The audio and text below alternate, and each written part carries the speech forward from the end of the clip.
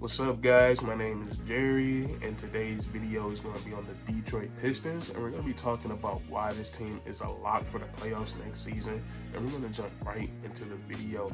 Now, as you guys know, the NBA draft lottery was a few nights ago, and all of us as Pistons fans was hoping that we went back-to-back with #1 picks, but obviously we fell right outside the top three, and we got the #5 pick in the draft, which I'm very happy with the way our roster is constructed. In the 5th pick in the draft is going to make us a lot better, and I feel like the talent in the top 10 of this draft is really good, and I think the Pistons can get a really good player with the 5th pick, a guy with a lot of talent that can come in and immediately make us better. And then also there's guys that could potentially be stars in this league, and I think the 3 guys that the Pistons should look at the most is Jaden Ivey. That's who I want us to draft so badly. And then you have guys like Shaedon Sharpe and Keegan Murray, and I feel like when the NBA draft combine happens and the Pistons start hosting their training camps, I think those should be the 3 guys that they consider the most. But me personally, I'm high on Jaden Ivey. But with all that being said, I'm really happy we got the #5 pick in the draft, but that's not the only reason why the Detroit Pistons are a lock for the playoffs. I feel like with the roster that we have right now, I feel like the Detroit Pistons will at least make the play-in tournament next season if they go into next season fully healthy. And most of that is what I've seen off the second half of the season. Off the second half of the season. The Detroit Pistons were just a much better team offensively and defensively, and they just started to figure out how to win games. And where most of our success comes from is Cade Cunningham, and that makes a lot of sense because he was the #1 pick in last year's draft. And I would say Cade Cunningham, in my opinion, I think he's a generational type talent. Never really seen anything like him before, or at least not in a very long time. I know he gets a lot of comparisons to Grant Hill, to Luka Doncic, guys like that. But of course, Cade has his own little uniqueness to it. And what I like about Cade is he has all the intangibles, and he also has basketball skills. There's really nothing that his game lack, and whatever his game does lack is something that's going to be honed as time go along, like good shot selection, making the better pass, decision making. I would say those are the things that Cade Cunningham needs to work on, but that's every young player in the NBA. But when you look at everything else about Cade, he has the size, he has the speed, the athleticism, and then he has every basketball skill that you would want a basketball player to have. He can rebound, he can play defense, he can shoot the 3-ball, shoot the mid-range, excellent playmaker, and then he can get to the rim and finish with both hands. And I feel like Cade Cunningham had a lot of moments last season where he looked like he was the best player on the court for both teams. So that's a great thing for your #1 pick in the draft. And then also he put up some pretty solid numbers after getting off to a slow start. He averaged 17 points, 5 and 5, and then he finished on the All NBA first team, All NBA rookie first team. So it was a really impressive season for Cade Cunningham, and I think he made a lot of the other Detroit Pistons players around him better. And not only Cade Cunningham, and this is just Cade Cunningham first year, so he looked really good, and we seen him develop as the season went on. But I think we've seen a lot of other Detroit Pistons develop this season. The other guy is Saddiq Bey, and Saddiq Bey next season will be his 3rd year in the NBA, and we seen him go off for 50 last year, and well, I shouldn't say last year, but we seen him go off for 50 this season. And I feel like games like that is what ascend young players. It just helps your confidence out a lot, because if I get 50 in an NBA game, I'm going to feel like I'm the man. And it doesn't matter if you do it against the Orlando Magic or if you do it against the Boston Celtics. Getting 50 in the NBA on professional basketball players is really tough, because I done played some basketball games in my life, and I don't think I've ever touched 20 points. So scoring 50 is really hard. It's really hard to do. But Saddiq Bey game, compared to his rookie year to this season, he just he got better in every single facet. He shot the 3-ball. I wouldn't say he didn't shoot it well percentage wise, but I think he added more 3-point shooting to his game, like off the dribble, coming off screens. I think he got a lot better as a 3-point shooter in that way. A lot better as a defender. Saddiq Bey is going to be a solid two-way player in this league, and then also he learned how to score the basketball in other different ways, getting to the rim, using his big frame and body down in the post. He did a great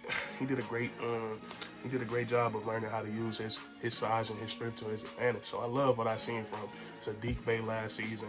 And then Isaiah Stewart, and I love Isaiah Stewart because he's constantly hearing if he's big enough to play the 5, and he's just learning how to play big as a smaller center in this league.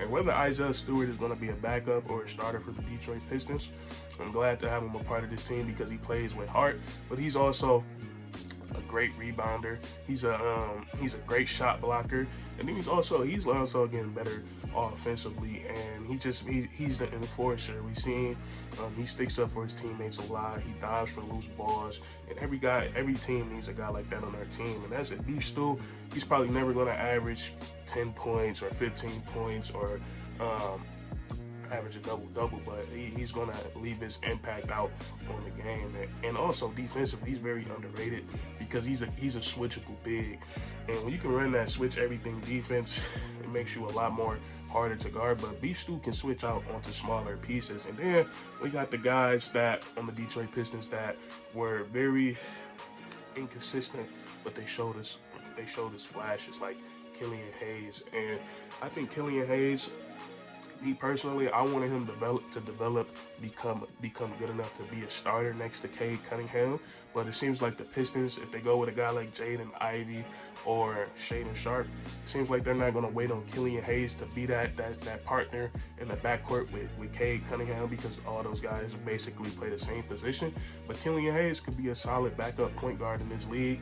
And just like Cade Cunningham, I would say Killian Hayes, he has the tool set too, but he's just having a harder time putting things together. It's just, and I think it's a mental thing with Killian Hayes, because you watch his highlights when he has a good game, or you go watch his highlights back when he played in overseas. Like, he's a really good scorer, he's a really good playmaker, and he's a really good defender, but he just struggles so much offensively to be consistent. And I feel like if he was ever to put it together one day, he would be a scary 6-man. But Killian Hayes, I like his game a lot, and he's only 21 years of age, so he still has a lot of time to develop.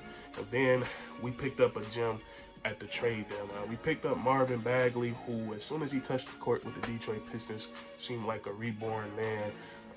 He had a lot of great games this season for the Pistons. A couple of games he scored 20+ points, had a bunch of double-doubles. He rebounded the ball well, and as soon as we got him on the Pistons, I said him and Cade Cunningham are going to make each other a lot better because their game complements each other.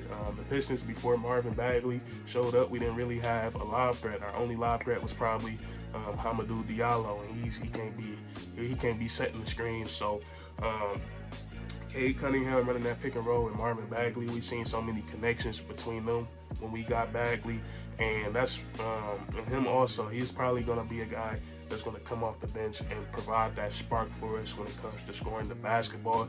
And I hope we can work out a deal that puts the Pistons in a good position going through the free agency, so we could keep him a part of our team, because he did a really great job last season. So factoring all these things in, and then we got the Jeremy Grant situation. I feel like if we do draft somebody like Shaedon Sharpe or Jaden Ivey, I think the Pistons might try to work it out with Jeremy Grant to keep him a part of the team, as long as they can find that number, the right number. Or if they draft a forward like Keegan Murray, then they might try to work out a trade with the Portland Trailblazers, because the Portland Trailblazers pick fell all the way to the seventh spot. So it's gonna be really interesting to see what the Pistons do this upcoming offseason. And I didn't even get to the cap space that we have. So the Detroit Pistons, I feel like with their current roster, if we went into next year with this roster, I think they would at a minimum make the play-in tournament. And now we're talking about adding a lottery pick, a fifth pick, and then possibly some good free agents. I think the Pistons are in a prime position to make the playoffs. So that's going to be it for this video. If you enjoyed, leave a like, comment down below if you agree or disagree, and then subscribe for more weekly content. We We do this all the time, man, and that's curtains.